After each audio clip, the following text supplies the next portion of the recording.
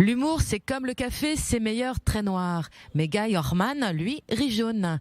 L'humoriste israélien est entré au Qatar pour faire des vidéos comiques, mais c'est plutôt que prévu qu'il a quitté les stades de foot et a dû regagner Israël.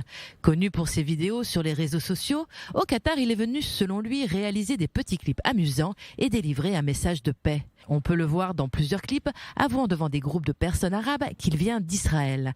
La réaction est à chaque fois la même, la répulsion de ses interlocuteurs. Exception faite, dans une vidéo, il partage son enthousiasme alors qu'il était entouré de supporters iraniens en liesse.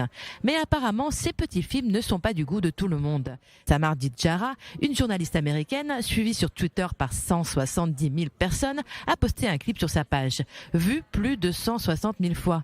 Dans cette vidéo, on voit des images de Guy Orbman lors de matchs mêlés à des photos révélant son passé militaire, avec le message sans équivoque « Dénoncez-les, ce sont des criminels ». Elle déclare que Guy Orbman se présente comme un artisan de la paix alors qu'il est en fait un soldat tueur.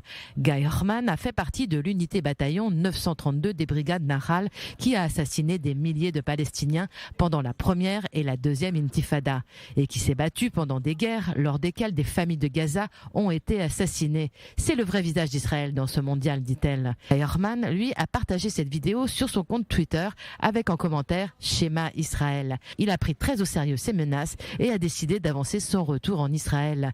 Il n'est pas le seul à se sentir menacé. De nombreux journalistes israéliens se sont rendus avec enthousiasme au Qatar pour évaluer la popularité des accords d'Abraham, mais ils ont été choqués que personne ne veuille leur parler. Ils affirment même ne pas se sentir en sécurité au point qu'ils cachent leur identité.